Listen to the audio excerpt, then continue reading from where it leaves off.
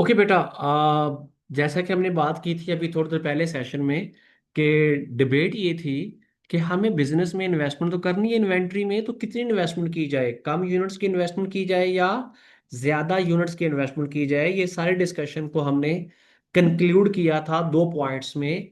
अगर ज्यादा unit carry करते हैं तो हम ये समझ रहे थे कि कैरिंग कॉस्ट बेयर करना पड़ेगी, और अगर हम कम यूनिट्स कैरी करेंगे तो हमने ये समझा कि हमें ऑर्डरिंग कॉस्ट बेयर करना पड़ेगी। और साथ में हमने ये देखा कि दोनों जो कॉस्ट हैं ये एक दूसरे के अपोजिट बिहेव करती हैं। यानी कि अगर ऑर्डरिंग कॉस्ट को कंट्रोल करते हैं तो कैरिंग कॉस्ट बढ़ती है, और अगर कैरिंग कॉस्ट को कंट्रोल करते हैं तो ऑर्डरिंग कॉस्ट बढ़ जाती है। अब इन्वेंट्री के साथ एसोसिएटेड ये दोनों कॉस्ट है, ऑर्डरिंग कॉस्ट और कैरिंग कॉस्ट। तो बेस्ट अप्रोच क्या होगी? बेस्ट अप्रोच या इकोनॉमिकल अप्रोच वो होगी जिसमें दोनों कॉस्ट को अगर सम किया जाए, टोटल किया जाए, तो टोटल कॉस्ट कम हो। आई रिपीट, बेस्ट और वाइजर अप्रोच क्या होगी कि जिसमें carrying cost plus ordering cost, इन दोनों को अगर हम प्लस करते हैं तो हमें मिलती है टोटल कॉस्ट। टोटल कॉस्ट किसकी बेटा? इन्वेंट्री की। I repeat, ordering cost plus carrying cost, इन दोनों को अगर हम प्लस करते हैं तो हमें कॉस्ट मिलती है इन्वेंट्री की, जिसे हम कहते हैं टोटल इन्वेंट्री कॉस्ट। क्योंकि ये हमने देख लिया कि हमें दोनों कॉस्ट बेयर करना पड़ेगी, क्योंकि दोनों ऑपोजिट बिहेव करती, दोनों बेयर करना पड़ेगी, तो दोनों का जो सम होगा वो हमारी टोटल कॉस्ट बेयर करना पड़ेगी। तो वाइजर अप्रोच क्या है? जिसपे टोटल कॉस्ट कम से कम हो। क्योंकि बिजनेस की बेटा जो भी डिसीजन लेते हैं बैकएंड पे क्या अप्रोच होती है? कॉस्ट को कम करना और रेवेन्यू को बढ़ाना, ताकि ओवरऑल रिटर्न्स आपके मैग्नीफाई हो सके, ओवरऑल रिटर्न्स आपके इंक्रीज हो सके। This is the main point behind every decision और बिहाइंड एवरी प्लानिंग। तो इसलिए यहां भी वही चीज है।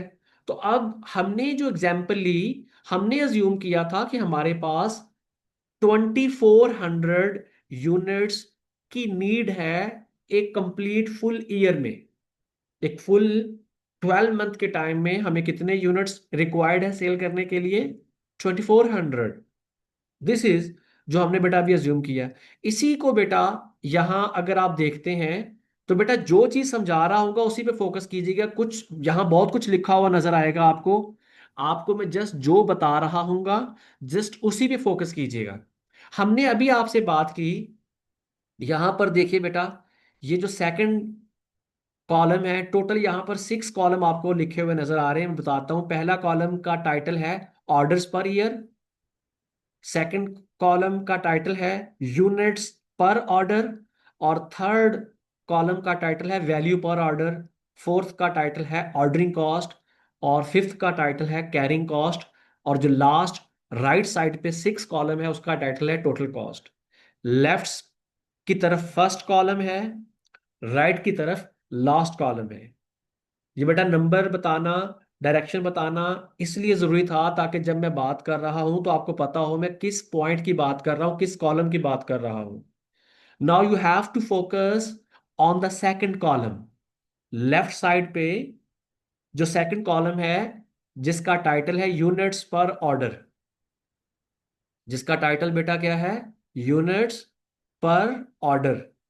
ये जिस पे लिखा हुआ है फर्स्ट रो में 2400, इसकी बात कर रहा हूं। क्या बेटा ये विजिबल है? यूनिट्स पर ऑर्डर में 2400 जिस जगह लिखा हुआ है फर्स्ट रो में, ये विजिबल है?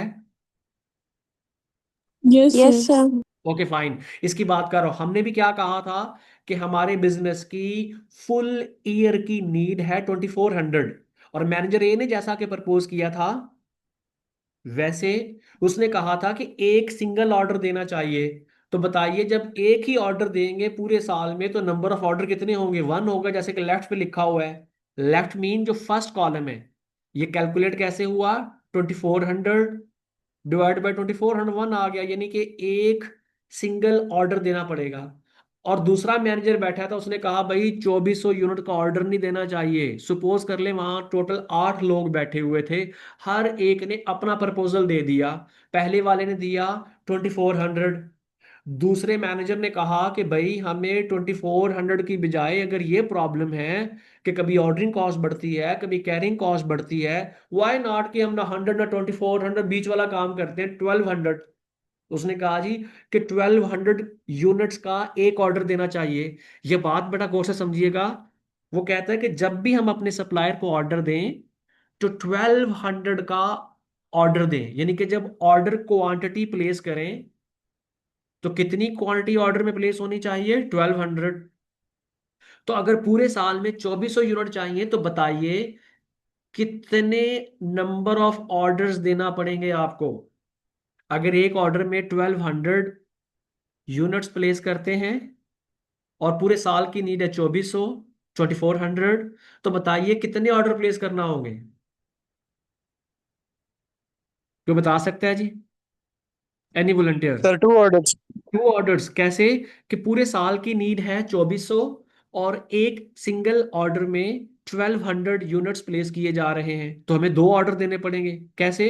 कि 2400 डिवाइड बाय 1200, कि यानी कि जो एनुअल नीड है 2400, उसको डिवाइड कर दिया एक एक ऑर्डर में जितने यूनिट्स हम प्लेस कर रहे हैं, वो 1200 है। अच्छा चलिए और समझते हैं। तीसरा मैनेजर बैठा था, उसने कहा था जी भाई 800 यूनिट का ऑर्डर देना चाहिए। पूरे साल की नीड है 2400 यूनिट्स, और जब एक दफा ऑर्डर दें तो 800 यूनिट्स का ऑर्डर देना चाहिए। अब बताइए कितने दफा ऑर्डर दिया जाए कि 2400 यूनिट पूरे साल के अरेंज हो जाए, अदर देन हसनात? क्या कोई रिस्पॉन्ड कर सकता है भी? प्लीज बताइए जरा। Sir 3 orders. Exactly exactly, good. It means बात समझ आ रही है जी बेटा। पूछने का मकसद ही यही था कि मुझे क्लैरिटी मिल सके कि आप लोगों को वो बात समझ आ रही है। चूंकि ऑनलाइन में जारी बात है, थोड़े इश्यूज होते हैं, तो मैं अपनी तरफ से कोशिश कर रहा हूँ कि मैक्सिमम आप लोगों को समझ आ सके। ओके, तो 2400 यूनिट्स का आपने अरेंजमेंट करना है, चूंकि आपकी एनुअल नीड है कितनी, 2400। और एक, जब आप ऑर्डर प्लेस करते हैं तो 800 यूनिट्स का ऑर्डर प्लेस कर रहे हैं, यानी कि ऑर्डर जो क्वांटिटी में प्लेस किया 800, तो 800 800 ये हो गए 1600। To make it 2400, you have to place another order carrying the similar quality of 800. So the total would be 2400. So you have to place 3 orders. ये ये 3 आंसर कैसे आ रहा है जो लेफ्ट पे लिखा हुआ है? कि 2400 को डिवाइड किया है 800 पे। 2400 क्या चीज है? एनुअल रिक्वायरमेंट है। 2400 बेटा क्या चीज है? Annual requirement. और एक ऑर्डर में 800 यूनिट्स का ऑर्डर प्लेस किया है। सिमिलरली बेटा देखिए 600 है, तो 24 को 6 पे डिवाइड किया तो 4 आंसर आ रहा है। ये तमाम जो यहाँ पर आपके पास क्वांटिटीज शो हो रही हैं, इनको 2400 पे डिवाइड किया गया है। तो जो लेफ्ट वाला कॉलम है वहां से आपको नंबर ऑफ ऑर्डर्स जो एक पूरे साल साल में आ सकते हैं वो कैलकुलेट हो सकते हैं। तो देखिए अगर आप 300 यूनिट्स का ऑर्डर प्लेस करते हैं तो आपको एक साल में 8 दफा ऑर्डर प्लेस करना पड़ेगा। 8 time transportation, insurance, loading, unloading, clerical staff की एंगेजमेंट, आपके जो कह लीजिए कि कोटेशंस हैं, सो जितनी भी हमने बात की है, 8 टाइम ऑर्डरिंग कॉस्ट बेयर करना पड़ेगी। वेयर एज अगर ये यूनिट्स का नंबर बढ़ाते जाते हैं, यानी कि ज्यादा कैरी करते हैं, देखिए ऊपर की तरफ जब ये सेकंड कॉलम बॉटम से टॉप की तरफ मूव करें, जैसे जैसे क्वांटिटीज को बढ़ाते जाते हैं, यूनिट्स ज्यादा कैरी करेंगे तो नंबर ऑफ ऑर्डर्स कम होते जाते हैं। जब नंबर ऑफ ऑर्डर्स कम होंगे तो ऑर्डरिंग कॉस्ट कम होती जाएगी, कैरिंग कॉस्ट बढ़ती जाएगी, क्योंकि ज्यादा यूनिट्स कैरी करेंगे। समहाउ ये फर्स्ट 2 कॉलम में कोई इशू तो नहीं है। तो नंबर ऑफ ऑर्डर्स कैलकुलेट कैसे करते हैं? इसी पेज पर जो आपको इस वक्त यहां डिस्प्ले हो रहा है, शो हो रहा है, आप देखिए टॉप राइट पे, टॉप राइट आपकी स्क्रीन पे देखिए नंबर ऑफ ऑर्डर्स लिखा हुआ यहां पर है। और number of orders equal to किसके है? Annual requirement divided by O Q. मैं इसको जरा बड़ा करके दिखाता हूं आपको, रुके। ये देखिए यहां बड़ा करके लिखा हुआ है अभी नंबर ऑफ ऑर्डर्स। इसको जरा बेटा जूम करके देखेंगे, या अभी शायद जरा प्रोमिनेंट ज्यादा हो। नंबर ऑफ ऑर्डर्स किसके इक्वल है? एनुअल रिक्वायरमेंट, जो कि इस केस में थी 2400। और यहां पर बेटा जो ओ क्यू है उसे हम कहते हैं ऑर्डर क्वांटिटी। ई को अभी इग्नोर करें। ओ क्यू क्या है? Order quantity. जैसे ऑर्डर एक सिंगल ऑर्डर में कितनी क्वांटिटी हम प्लेस करें। और एक बिजनेस जब भी कोई ऑर्डर क्वांटिटी का प्लेस करता है, वो माइंड में ये रखकर प्लेस करता है कि ये मेरे लिए इकोनॉमिकल है। इकोनॉमिकल का मतलब है इसमें कॉस्ट कम से कम है, इसलिए वर्ड ई लिखा गया है। तो EOQ का मतलब है इकोनॉमिक ऑर्डर क्वांटिटी। यानी कि जब भी कोई बिजनेस कोई ऑर्डर प्लेस करता है, उसके माइंड में यही होता है कि भाई ये मेरे लिए इकोनॉमिकल है, इससे आगे पीछे जाऊंगा तो ये इकोनॉमिकल नहीं होगा। ये थोड़ी देर बाद आपको समझ आ जाएगा पॉइंट ये क्यों ऐसा है। तो खैर, नंबर ऑफ ऑर्डर्स का बेटा ये फार्मूला, जैसा कि आप लोगों ने खुद कैलकुलेट किया, आप लोगों के माइंड ने भी यही बताया कि एनुअल रिक्वायरमेंट को डिवाइड कर दे EOQ पे। ओके। अब बेटा ये थर्ड कॉलम को 1 मिनट के लिए छोड़ दे। थर्ड कॉलम को 1 मिनट के लिए जरा छोड़िए। अब नंबर ऑफ ऑर्डर्स अगर आपके पास आ रहे हैं 1, फर्स्ट कॉलम देखिए, लेफ्ट साइड पे बेटा first column, number of order अगर 2400 यूनिट्स है तो कितने प्लेस करना पड़ेंगे 1, और अगर 1200 है तो कितने प्लेस करना पड़ेंगे 2, सो ऑन 8 की तरफ है। अब अज्यूम कर लें कि एक ऑर्डर को प्लेस करने की कॉस्ट है $10। जैसे कि आप देखिए क्वेश्चन में, जो स्क्रीन आपको इस वक्त शेयर की जा रही है, टॉप लेफ्ट पे सेकंड लाइन पे ये CO लिखा हुआ है। ये CO को हम OC कह सकते हैं, ऑर्डरिंग कॉस्ट। ये $10, ये $10 कैसे कैलकुलेट हुआ है, ये टेबल देखिए बेटा, यहां पर जो राइट पे लिखा हुआ है, कॉस्ट ऑफ इनएडिक्वेट कैरिंग। इन तमाम चीजों का सम हर बिजनेस के लिए डिफरेंट अमाउंट की वैल्यू को शो करेगा। यानी कि ऑर्डरिंग कॉस्ट हर बिजनेस की डिफरेंट होगी। क्योंकि राइट साइड का जो एक ये वाला बॉक्स में कॉलम है, इसको हमने नाम क्या दिया हुआ है, ऑर्डरिंग कॉस्ट। तो इन तमाम का सम है ऑर्डरिंग कॉस्ट, और लेफ्ट पे जो है इन तमाम का सम है कैरिंग कॉस्ट। अब यहां देखिए, जो क्वेश्चन में CO लिखा हुआ है, इसको बेसिकली हम OC कहेंगे, ऑर्डरिंग कॉस्ट। और ये कितनी है, $10। ये सम है उस तमाम उन तमाम पॉइंट्स का जो डिस्कशन में हमने अभी थोड़ी देर पहले डिस्कस किए। तो एक ऑर्डर को प्लेस करने की कॉस्ट है $10। तो अगर पूरे साल में ऑर्डर ही एक है, तो 10 को मल्टीप्लाई किया जाएगा 1 के साथ। जो फर्स्ट कॉलम में 1 लिखा है उसको 10 से मल्टीप्लाई किया, तो आपके पास फोर्थ कॉलम में जो ऑर्डरिंग कॉस्ट है, नंबर 1 पे लिखा हुआ 10 नजर आ रहा है, वो वैल्यू मिलती है। सिमिलरली, अगर एक साल में 2 ऑर्डर्स हैं, तो 2 को मल्टीप्लाई किया जाएगा 10 के साथ। तो 2 × 10 कितनी ऑर्डरिंग कॉस्ट हो गई, 20। सिमिलरली, अगर आप देखें लास्ट पे, लास्ट कौन सा, फर्स्ट कॉलम का लास्ट वहां लिखा हुआ है 8। अगर आप 300 यूनिट्स का ऑर्डर प्लेस करते हैं, तो आपको ज्यादा ऑर्डर प्लेस करना पड़ेंगे। कितने ऑर्डर, 8। और एक ऑर्डर की कॉस्ट कितनी है, 10। तो 10 × 8, ये देखिए फोर्थ कॉलम में लिखा नजर आता है 80। 10 × 8, 80। तो जैसे जैसे देखें आप इस फोर्थ कॉलम का सीक्वेंस, जैसे जैसे नंबर ऑफ ऑर्डर्स बढ़ते जाते हैं, वैसे वैसे आपकी ऑर्डरिंग कॉस्ट भी इंक्रीज होती जाती है। ये बेटा, किसी को फर्स्ट सेकंड और फोर्थ कॉलम में कोई इशू है, ये पॉइंट समझ ना आया हो कि ऑर्डरिंग कॉस्ट कैसे कैलकुलेट हुई है, आई रिपीट, ऑर्डरिंग कॉस्ट किसके इक्वल है, number of orders multiply by order cost per, या पर ऑर्डर कॉस्ट। ये some time per unit given होती है, some time per order given होती है। तो ये बेटा देखिए आपके पास स्क्रीन पर भी, टॉप राइट पे देखिए, थर्ड लाइन पे जो हैंड के साथ, राइटिंग के साथ, मैनुअल राइटिंग के साथ मेंशन है, ये ऑर्डरिंग कॉस्ट लिखा हुआ है मैंने थर्ड पे। तो number of orders multiply by order cost, ये पर ऑर्डर या पर यूनिट हो सकता है। तो बेटा यहां तक किसी का कोई क्वेश्चन, कोई कोई इशू है तो आप लोग पूछ सकते हैं जी।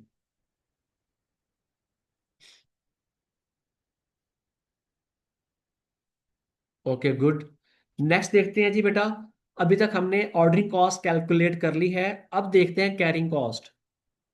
कैरिंग कॉस्ट, जैसा कि मैंने पहले बताया, जो उस बॉक्स में लेफ्ट पे लिखी हुई तमाम जो हेड्स थे उनका सम होता है, तो ये वहां से कैलकुलेट हुई है। अब इस क्वेश्चन में उसने बताया हुआ है आपको कि ये जो CC लिखा हुआ है, CC एब्रीविएटेड फॉर्म है कैरिंग कॉस्ट की। CC बेटा क्या है, एब्रीविएटेड फॉर्म है 20%। ये 20% कैसे कैलकुलेट हुआ है, ये जो हम डिस्कशन में अभी लेकर चल रहे थे, यहाँ पर लेफ्ट पे जो लिखा हुआ नजर आ रहा था ये वाला, interest on investment, property tax वगैरह, सो ऑन, यहाँ 25 है जो ऑथर ने समझाने की कोशिश की है, और जो क्वेश्चन में है वहां वो ली गई है 20%। अब बेटा ये 20% किसका लिया जाता है? ये 20% लिया जाता है परचेज प्राइस का। यानी कि जो अमाउंट आपने इन्वेस्ट करनी है इन्वेंट्री में, वही अगर इन्वेंट्री में इन्वेस्ट ना करते तो ये 20% आपको रिटर्न मिल सकता था अदर फॉर्म्स में, या आपकी कॉस्ट सेव हो जाती। तो अब चूंकि ये कॉस्ट सेव नहीं हो रही, या आपको बेयर करना पड़ेगी, तो इसलिए आपकी ये कॉस्ट है, कैरिंग कॉस्ट है। तो ये 20% सम हाउ। अब एक यूनिट की परचेज प्राइस यहां पर गिवन है क्वेश्चन में, CU, ये परचेज प्राइस है। ये CU बेटा क्या है? परचेज प्राइस है, $1.5। सपोज कर ले मार्कर है, जैसे बॉल पेन आपके पास है, तो ये कितनी बेटा है? 1.5 है। अब अगर 1.5 का हम लेंगे 20%, आई रिपीट, अगर 1.5 जो कि परचेज प्राइस है, यानी कि अगर एक यूनिट परचेज करता हूं, आई रिपीट, अगर एक बॉल पेन परचेज करता हूं तो मुझे कितने पैसे चाहिए? $1.5। तो सपोज मैंने अगर एक परचेज किया है, तो इन्वेस्टमेंट कितनी करनी पड़ेगी? 1.5। और इस इन्वेस्टमेंट की कैरिंग कॉस्ट कितनी है? 20%। तो 20% कहते हैं 0.2 को। तो 0.2 मल्टीप्लाई बाय 1.5, ये 0.3 मिलता है। ये कितना मिलता है बेटा?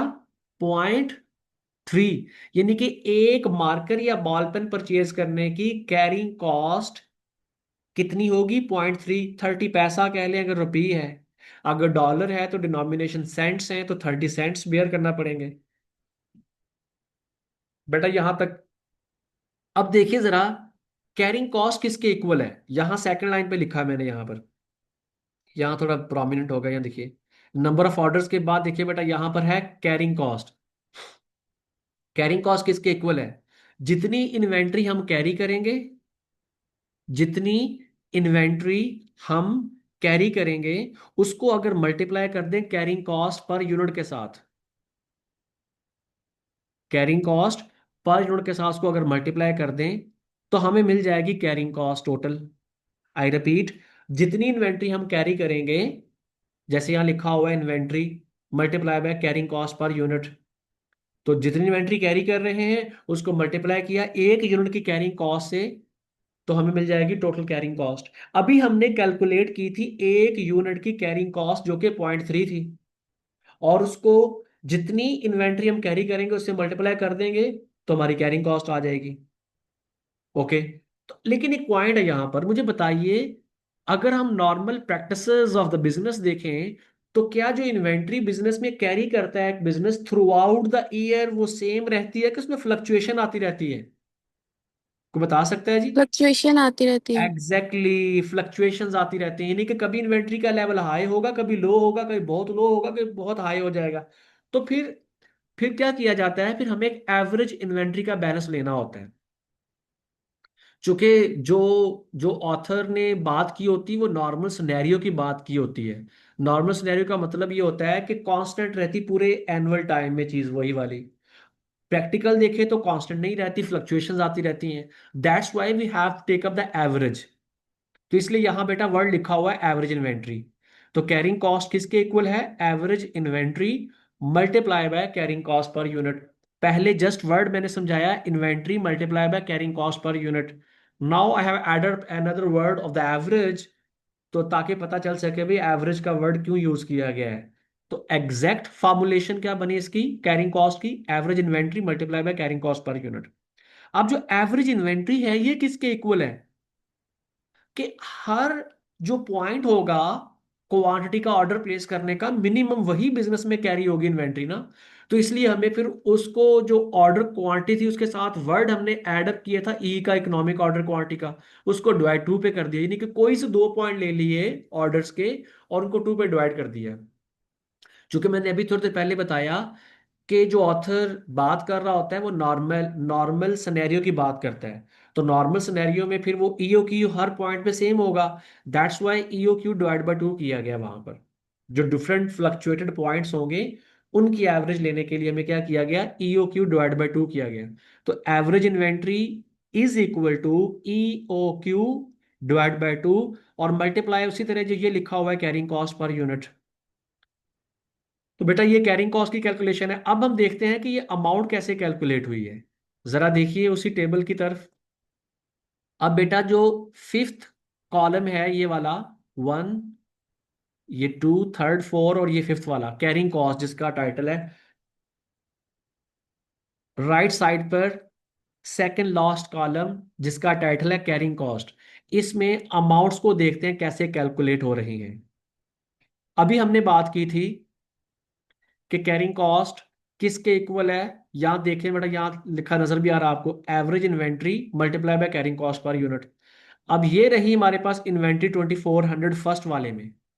फर्स्ट रो में हमारे पास इन्वेंट्री बेटा कितनी है, ऑर्डर कितना प्लेस करेंगे 2400 का, और एवरेज के लिए इसको क्या कर देंगे, 2 पे डिवाइड कर देंगे। आई रिपीट, 2400 का ऑर्डर प्लेस करेंगे फर्स्ट रो में, जो कि यूनिट्स पर ऑर्डर नजर आ रहे लिखे हुए सेकंड कॉलम में, वो ऑर्डर क्वांटिटी है। और हमने साथ वर्ड ऐड किया है ई का, इकोनॉमिक ऑर्डर क्वांटिटी का। तो एवरेज के लिए क्या करेंगे, 2400 डिवाइड बाय 2 करेंगे। तो जब 2400 को डिवाइड किया 2 पे, वहां से हमें इन्वेंट्री की एवरेज क्वांटिटी फाइंड आउट होगी जो कि 1200 है। अब एक यूनिट की कैरिंग कॉस्ट हमने कैलकुलेट की थी, वो 0.3 थी। तो इस 1200 को मल्टीप्लाई किया विद 0.3, तो आंसर आता है 360। ये देखिए बेटा यहाँ 360। मैं यही कैलकुलेशन सेकंड रो में रिपीट करूंगा ताकि नई कैलकुलेशन के साथ आपको दोबारा समझ आ सके अगर पहले से समझ नहीं आ सका। क्या समझाने जा रहा हूं कि कैरिंग कॉस्ट कैसे कैलकुलेट करनी है। तो सेकंड कॉलम की तरफ देखिए जरा, कैरिंग कॉस्ट का फार्मूला क्या था। कैरिंग कॉस्ट का फार्मूला था average inventory multiply by carrying cost per unit. Carrying cost per unit है 0.3। ये 0.3 कैसे कैलकुलेट हुआ था, जो परचेज प्राइस थी उसको मल्टीप्लाई किया था 20% से, जो कि परसेंटेज थी कैरिंग कॉस्ट की। परचेज प्राइस है 1.5 और 1.5 का लिया 20%, जो कि मिला हमें 0.3, 30 सेंट्स। तो इसलिए जो 30 सेंट्स है, 30 सेंट जो है वो हमारे पास कैरिंग कॉस्ट पर यूनिट है। तो दोबारा रिपीट करता हूँ जी, कैरिंग कॉस्ट का फार्मूला क्या है, average inventory multiply by carrying cost per unit. और कैरिंग कॉस्ट पर यूनिट हम कैलकुलेट कर चुके हैं 0.3। अब एवरेज इन्वेंट्री कैसे कैलकुलेट करते हैं कि ई ओ क्यू को डिवाइड करते हैं 2 पे। ई ओ क्यू हमने किस कॉलम को नाम दिया हुआ है, यूनिट्स पर ऑर्डर को, कि ऑर्डर क्वांटिटी जो है वो यहाँ पर कभी 2400 है, कभी 1200 है, कभी 800 है। तो अभी सेकंड की बात कर रहे हैं, तो ई ओ क्यू कितना कंसिडर किया जाएगा, 1200। तो एवरेज इन्वेंट्री के लिए क्या करेंगे, 1200 को 2 पे डिवाइड कर देंगे, जो कि मिला 600। फिर इसे 600 को मल्टीप्लाई किया विद 0.3, तो आंसर मिल गया 180। इसी तरह ये जो सेकंड कॉलम की तमाम वैल्यूज हैं इनको 2 पे डिवाइड करके 0.3 से मल्टीप्लाई करके, ये फिफ्थ कॉलम जो कि कैरिंग कॉस्ट का है, ये अमाउंट्स कैलकुलेट की गई हैं कैरिंग कॉस्ट की। तो यहां तक बेटा हमने देखा कि जो फोर्थ कॉलम है ऑर्डरिंग कॉस्ट का वो कैसे कैलकुलेट होती है, और जो फिफ्थ कॉलम है कैरिंग कॉस्ट का वो कैसे कैलकुलेट होती है। अब दोनों को, जैसा कि हमने डिस्कशन मैनेजर ए और बी की आपके सामने रखी थी, वहां ये बात की थी कि दोनों एक दूसरे को अपोज कर रहे थे, दोनों कॉस्ट एक दूसरे के अपोजिट थी। तो यहां भी देखिए, ऑर्डरिंग कॉस्ट जैसे जैसे बढ़ती जा रही है, आप देखिए 10 से 80 होती जा रही, इंक्रीज हो रही है, वैसे वैसे कैरिंग कॉस्ट क्या होती जा रही, कम होती जा रही है, एक दूसरे के ऑपोजिट है। ये हमने बात की थी। अब लास्ट कॉलम जो कि सिक्स्थ है राइट साइड पे, उसका टाइटल है टोटल कॉस्ट। टोटल कॉस्ट किसके इक्वल है, ordering cost plus carrying cost. अब देखिए 370 कैसे कैलकुलेट हुआ है, 360 कैरिंग कॉस्ट का और 10 है ऑर्डरिंग कॉस्ट का। तो 10 प्लस 360, ये हमें मिला 370। इसी तरह सेकंड रो में कैरिंग कॉस्ट है ए 180, और 180 में प्लस किया 20 को, तो ये मिली टोटल कॉस्ट हमें 200। सो उन तमाम वैल्यूज को अगर आप एडअप करते जाते हैं तो टोटल कॉस्ट की वैल्यू यहां फाइंड आउट हो रही है। अब डिसाइड क्या करना है कि कितने यूनिट्स का ऑर्डर प्लेस किया जाए जो हमें इकोनॉमिकल हो, जो मोस्ट इकोनॉमिकल हो। हमें उन यूनिट्स का ऑर्डर प्लेस करना चाहिए जिस पे टोटल कॉस्ट कम से कम है। जरा बेटा टोटल देखिए, टोटल कॉस्ट में सबसे कम कॉस्ट क्या शो हो रही है। आप जरा टोटल कॉस्ट का जो नंबर आ रहा है, जो वैल्यू आ रही डॉलर में, वो देखिए सबसे कम अमाउंट कहां पर है। 120। एग्जैक्टली 120। अब 120 कॉस्ट मिनिमम है। 120 की लेफ्ट पे देखिए जरा, कितने यूनिट्स लिखे हुए नजर आते हैं सेकंड कॉलम में। 400। एग्जैक्टली 400। तो बेटा इससे क्या फाइंड आउट हुआ, हमें ये फाइंड आउट हुआ कि इस बिजनेस को, जिसकी ये कंडीशंस आपके सामने रखी गई हैं, जिसकी एनुअल नीड है 2400 यूनिट्स, जिसके एक यूनिट की ordering cost per order cost है 10, एक यूनिट की परचेज प्राइस है 1.5 और कैरिंग कॉस्ट है 20%। इस बिजनेस को जब भी अपने सप्लायर को ऑर्डर प्लेस करना है तो 400 यूनिट्स का ऑर्डर प्लेस करना चाहिए। अगर ये 400 से ज्यादा, जैसे 480, या 400 से कम जैसा कि 343 यूनिट्स हैं, इनका ऑर्डर प्लेस करेगा तो इसकी कॉस्ट बढ़ जाएगी। इस बिजनेस के लिए मोस्ट इकोनॉमिकल है 400। अब जब भी ये अपने सप्लायर को ऑर्डर प्लेस करे तो ये 400 यूनिट्स का ऑर्डर प्लेस करे तो इसकी कॉस्ट कम से कम रहेगी। हो सकता है इसके पास फंड्स अवेलेबल ही ना हो, पैसे अवेलेबल ना हो 400 यूनिट्स का ऑर्डर प्लेस करने का, मे बी इसको फिर 350 या 343 का ऑर्डर प्लेस करना पड़े कैपिटल राशनिंग की वजह से, कि राशनिंग है, पूरे फंड्स अवेलेबल नहीं है। लेकिन फिर भी ये बिजनेस कोशिश करता रहेगा मैं किसी भी तरह से 350 या 343 की बजाय 400 की तरफ मूव करूं ताकि अपनी कॉस्ट सेव कर सकूं। तो दिखने में तो अभी 120 और 122 का डिफरेंस है 2। ये 2 मिलियन भी हो सकता है और 2 बिलियन भी हो सकता है ओवर द ईयर्स। तो इसलिए यहां पर ये 120 मिनिमम कॉस्ट है। तो हमें इस बिजनेस को प्रपोज करना चाहिए कि भाई तुम जब भी ऑर्डर प्लेस करो, तुम 400 यूनिट्स का ऑर्डर प्लेस करो। एक और चीज देखिए जरा, 120 के साथ लेफ्ट पे जो फिफ्थ और फोर्थ कॉलम है, वहां कैरिंग कॉस्ट और ऑर्डर कॉस्ट देखिए क्या है, सेम है। सेम है। इट मीन्स कि हम जितने मर्जी ट्रायल ले लें, इकोनॉमिकल पॉइंट वही होगा जिसमें ऑर्डर कॉस्ट इक्वल होगी कैरिंग कॉस्ट के। तो फिर तो आसानी हो गई भी, एक चीज का तो पता चल गया, हिंट मिल गया कि इकोनॉमिकल पॉइंट कौन सा होगा जिसमें ऑर्डरिंग कॉस्ट इक्वल है किसके, कैरिंग कॉस्ट के। हम यहां से एक फार्मूला क्यों नहीं बना लेते, बजाय इसके कि ये सारी कैलकुलेशंस करें एक फार्मूला से, ये चीज विद इन नो टाइम, जितनी डिस्कशन अभी तक हमने की है वो विद इन, कह लीजिए कि अ मिनट कैलकुलेट होके हमें वैल्यू मिल जाएगी। तो फार्मूला बनाने के लिए बेटा क्या करते हैं, देखिए हमने क्या बात की, इकोनॉमिकल पॉइंट कौन सा होगा जिसपे कैरिंग कॉस्ट इक्वल होगी किसके, ऑर्डर कॉस्ट के, जैसे कि 60/60 है। अब कैरिंग कॉस्ट किसके इक्वल थी, average inventory multiply by carrying cost per unit. और एवरेज इन्वेंट्री किसके इक्वल थी, E O Q divide by 2 multiply by carrying cost per unit. Right side पे देखिए ऑर्डर कॉस्ट किसके इक्वल थी, number of orders multiply by order cost per unit. और number of order किसके equal थे, annual requirement divide by E O Q economic order quantity, और multiply by similarly वही order cost per unit. इसी को आगे solve करते हैं। ये देखिए बेटा, राइट साइड पे जो इक्वेशन है, यहाँ ई ओ क्यू डिनोमिनेटर है। राइट साइड पे जो इक्वेशन है वहां पर ईओ क्यू डिनोमिनेटर है, और जो लेफ्ट साइड पे ईओ क्यू है वहां ईओ क्यू आपका न्यूमरेटर है। इसको जरा देखिए एक मिनट के लिए। जी अस्सलाम वालेकुम। हाँ जी, कहाँ हैं?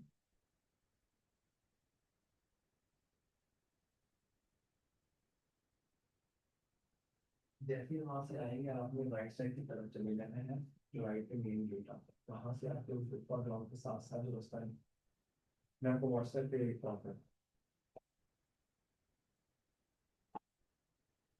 अच्छा तो बेटा सॉरी, दोबारा मैं जरा इसी बात को जो बता रहा था कि यहाँ पर ईओ क्यू है डिनोमिनेटर आपके पास राइट साइड पे सेकंड लाइन में, और लेफ्ट साइड पे ईओ क्यू आपके पास है न्यूमरेटर। ये आपस में मल्टीप्लाई हो जाएंगे। ठीक है बेटा, यहाँ लिखा हुआ नजर भी आ रहा है वैसे आपको। जब ये आपस में मल्टीप्लाई हो जाएंगे तो ये देखिए, एक स्टेप स्किप कर रहा हूँ ताकि टाइम आपका सेव हो सके। E O Q multiply by E O Q square आ गया आपके पास, इज इक्वल टू, इसी तरह बेटा जरा देखिए यहाँ पर, ये जो आपके पास टू है ये मल्टीप्लाई हो जाएगा डिनोमिनेटर वाला, क्रॉस मल्टीप्लाई बेटा करना आता है ना आपको उसी तरह। तो two into A R into O C, ये वाला ए आर न्यूमिनेटर है, ओ सी भी आपके पास न्यूमिनेटर है। और ये डिनोमिनेटर जब लेफ्ट से राइट की तरफ मूव करेगा ये भी आपके पास वहां न्यूमिनेटर में शो हो जाएगा। दैट्स वाई यहाँ पर ये two into A R into O C है। और ये जो कैरिंग कॉस्ट है यहाँ आपके पास न्यूमिनेटर में लेफ्ट साइड पे, जब राइट साइड पे लेके जाएंगे ये डिनोमिनेटर बन जाएगी। अब आपको पता है यहाँ पर जो है ये जो स्केयर शोर है इसका आपको अंडर रूट लेना होगा। जब अंडर रूट लेंगे तो ये स्केयर आपका एलिमिनेट हो जाएगा और यहाँ अंडर रूट आ गया राइट साइड पर। तो फार्मूला क्या बन गया बेटा, ईओ क्यू का economic order quantity is equal to two into A R into O C divide by C C. बेटा ये बात क्लियर होगी यहाँ तक? तो जब भी हमें कैलकुलेट करना होगा two into A R into O C whole divide by C C under root. अभी बेटा देखने के लिए कि आपको समझ आई है या नहीं आई है, मैं आप लोगों को 5 मिनट का टाइम दे रहा हूं। आप लोगों ने अपनी नोटबुक्स पे, ये डाटा गिवन है, एनुअल रिक्वायरमेंट है 36,000 यूनिट्स। एक बिजनेस है जिसकी एनुअल रिक्वायरमेंट कितनी है, 36,000 यूनिट्स। और इसकी ऑर्डरिंग कॉस्ट है 10 पर ऑर्डर, $10। और इसकी कैरिंग कॉस्ट मैंने कैलकुलेट करके दी है 2.4 पर यूनिट। तो कैलकुलेट कीजिए आप लोग इसका ईओ क्यू इस फॉर्मूला का यूज करते हुए। बेटा मैं जिस स्टूडेंट से ईओ क्यू यानी कि कितने यूनिट्स का ऑर्डर प्लेस करना चाहिए पूछूंगा वही बताएगा, नहीं बताएगा तो मैं उसको एब्सेंट मार्क करूंगा। बेटा got the point? Yes, sir. आपके पास 5 मिनट हैं, और 5 मिनट के बाद मैं दोबारा क्लास को यहां से स्टार्ट करूंगा। आप लोग मीनवाइल ज्वाइन कर लीजिएगा। मैं इसको वाइंड अप कर रहा हूं, ठीक है, सेशन को यहीं पर, ताकि आप लोग 5 मिनट के बाद इसको ज्वाइन कर सकें। ठीक है बेटा, इसी लिंक को क्लिक कीजिएगा। बेटा प्लीज इसी लिंक को क्लिक कीजिएगा, तो हम दोबारा इस क्लास को स्टार्ट कर लेंगे। चूंकि अभी क्लास का रिमेनिंग टाइम यहाँ पर कुछ 7 मिनट शो हो रहा है, तो 5 मिनट आपके पास टाइम है। तो 2 मिनट जो रिमेनिंग होंगे उसके अंदर आप ज्वाइन दोबारा कर लेंगे तो हमारे पास दोबारा 40 मिनट का सेशन आ जाएगा। बट ये बात समझ आ गई सबको? जी सर। जी, मैं इसको स्टॉप करके दोबारा स्टार्ट करने का बोलूंगा, एंड कर रहा हूँ। बेटा मैं यहाँ पर राइट आफ्टर 5 मिनट क्लास को दोबारा ज्वाइन कर लूंगा।